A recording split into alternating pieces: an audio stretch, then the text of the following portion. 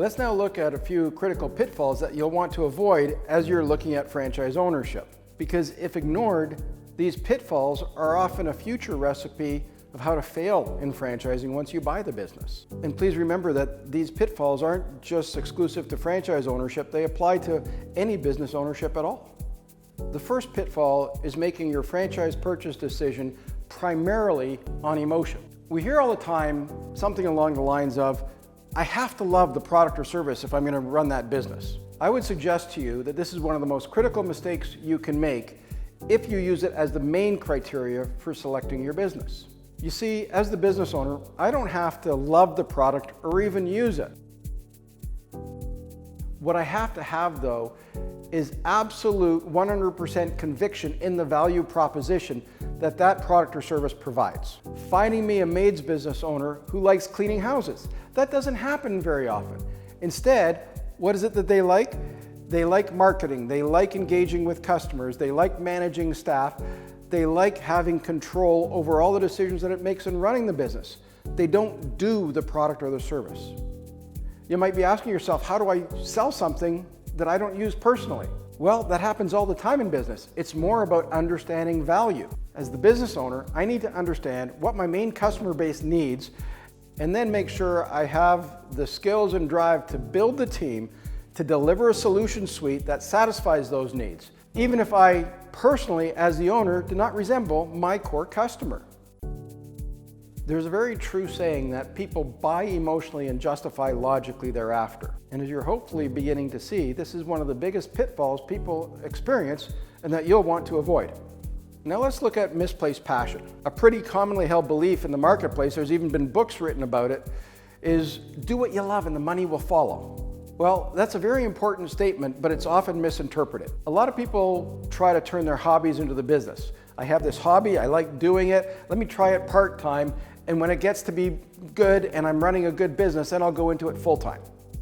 Well, unfortunately, what often happens is they end up losing the hobby and resenting the business. When you look at a hobby, what is a hobby? For most people, it's a place to disengage, to quiet things down, to just do something that they enjoy doing for the sake of doing it. If you have to turn your hobby into a business, the thing that gives you enjoyment ends up not being fun anymore. I'll use a personal example. My dad loves golf, and he regularly was golfing 3 times a week. He was also one of the senior executives for the Hudson Bay Company, and he had over 100 buyers that he oversaw. So there's very few people who understand retail better than my dad. Now imagine if my dad had a golf store. What would his day look like? Well, geez, he'd be managing staff, he'd be managing the inventory, he'd probably be working with people on getting the displays, he'd be probably overseeing the lessons, or at least hiring people to do lessons. When would he golf? Yeah, exactly. Not very often. He'd be spending so much time in the business that he wouldn't be able to do the thing that he loved. So don't turn your hobby into a business. Let's look at another relevant example. I hear quite often from people who are considering self-employment, and especially in the professional services area, I really should be considering a consulting business. And they're looking at themselves saying, I've developed a really good base of skills. I'm a good facilitator, I'm a good listener, I've got project management, or all the different skills that a consultant has. They might have even been responsible for driving major change through an organization. Well, let's take a step back and look at what is the number one role of a consultant business owner. The primary responsibility. The answers I typically get are facilitating change, solving the owner's problems, coaching the different executives, all the different things a consultant does. Well, I would suggest to you the number one role of a consultant is to go out and generate business. Business to business, hunting, sales, cold calling, networking, following up, all of those things necessary to get the customer. You see, the second role, and where most people who look at consulting love, is the fulfillment. And you might have got a great base of skills to be able to deliver on fulfillment, but if you don't have the selling skills and you don't like selling and you don't like rejection that comes with outbound selling, then consulting might not be the right business for you. So here's the point. You have to understand each critical role that the business requires being done in order to drive success, and you have to make sure you have those skills in order to perform those roles, or have the skills to lead people who will perform those roles. So that's pitfall number one. Now let's look at pitfall number two. Beware of the ambush. When we say beware of the ambush, the world is full of people with incomplete or uneducated opinions. And you might even have some of your own. We all have people in our life who are full of good advice. They want to help us, they want to advise us, and when they share it, they mean well. But often their own perceptions are based on their own opinions and personal biases. We're not saying you should turn your back on these people and ignore them, because a lot of good questions come from these people with the things that they raise. But they might be stating something as a fact, and you might be thinking, well, I don't know if it's a fact or not. Whether it's a fact or not, it might be a good question for you to get more insight on. So you should say something along the lines of, thank you very much, I'll take it under advisement and dig a little deeper. But don't fall into the trap of following somebody's advice when they don't have any relevant expertise or knowledge on the subject. See, the difference is listening for additional questions to ask versus blindly following and being influenced either away from something that might be the right opportunity or towards something that might not be the right opportunity. Here's an example. We had a recent client who spent almost 4 months in research. They spent several weeks talking with the franchisor to learn everything about the business. Then they went on and talked with over 12 franchisees, existing franchisees, to learn what a day, a week, a month in the life of the business looked like and what were the roles it took to drive success. So they got a really good understanding of the business and they thought it was the right business for them. They went to a franchise lawyer and got all the perspectives of what the legal ramifications and the relationships were, and they were comfortable with it. Then they went to the accountant. Well, the accountant is supposed to give them advice on business structure and tax planning and check that their business plan was sound. But then the accountant told our client, in their opinion, the accountant's opinion, all the things wrong with the business, even though they were not involved in the research at any time. See, that's an example of somebody in a professional position who went above and beyond their area of expertise and based advice strictly on opinion and not fact. If you're getting near the end of your research and somebody is challenging or offering you an opinion that's contrary to your beliefs, you should be able to make a statement, no, you're wrong and here's why, and give a defensible argument based on your research, or, wow, that's something I hadn't considered, let me check it out. That way, you're able to stay in control of your own research process and not let other people take you too far off course. If you're going to be sharing your dreams and goals of business ownership with other people, you have to be ready to manage their expectations and their perceptions. Most people mean well and want to bring you questions and fear points, but if you've done good research, you should be able to listen to and communicate around each point, defend it, and move on to the next one. My final comment on ambushes.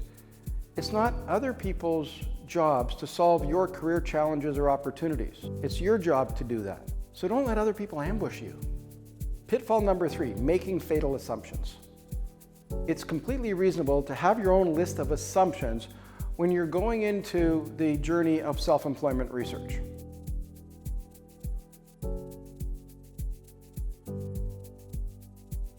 But as you go through the journey, you want to make sure that those assumptions are validated as correct or inappropriate. So let me say it a little differently. It's reasonable to make initial assumptions, but it's not okay to be guided from them. Instead, ask enough questions to be guided by facts. As our clients start delving into research, they start with those initial assumptions and turn them into concerns. And then they ask the right questions so that they can get enough information. Does it satisfy the concern or not? And if the concerns were satisfied, they ended up buying that business because they got enough facts. We've also had some clients not be able to get past their initial assumptions and they disengage from research very early. This is always unfortunate when I see that happen because their optimum opportunity might have been right in front of them and they didn't give themselves a chance to see it and look into it. I just want to take a moment here and talk about the last assumption because this is one that's fairly common and we really need to be clear about it. You see, for a lot of people, the assumption when they buy a franchise, when they buy a brand, is that it's the franchisor's job to bring them customers. I would say to you that that is absolutely incorrect. It's not the franchisor's job to bring the franchisee the customers. It is the franchisor's job to bring the franchisee a proven business model, a solid marketing system, staff engagement, staff training, all the things that the franchisor is. part of which is how to get and retain customers. It is your job as the franchisee to execute the business model. Let me say this a little differently. When you're trying to figure out which business is the right business to buy, you want to go in with the mindset saying brand is almost irrelevant. Yet so many people believe that if they buy a franchise with a strong brand, then the customers will just come. Build it and they will come. It's almost automatic. And you know what? They're probably going to be right the first few times. But if the franchisee can't execute on the business model and therefore as a result can't deliver on the brand promise, then here's what's going to happen. The customer will come in first time and they're probably not going to have a good experience. Because of proximity, they might come a second time. If they've had another not so good experience, they might not come back and they might even tell some people. If they decide to come back a third time and still don't have a good experience, now they're going to social media. The franchisor can do everything right in terms of marketing, in terms of branding, in terms of location selection, but if the franchisee does not execute the business model, then that business will fail regardless of brand. So when I say brand is almost irrelevant, it's irrelevant until you've figured out that you can run the business. So my closing thought on making fatal assumptions is this. It's the franchisee's job to fully execute the business model, part of which includes how to attract and retain customers and executing a marketing and sales strategy. And then once your customers come in, delivering on all the fulfillment requirements in order to make sure that customer has an awesome experience. So make sure you have the necessary transferable skills in order to execute the business model instead of having to rely on the brand. So this concludes our discussion on pitfalls.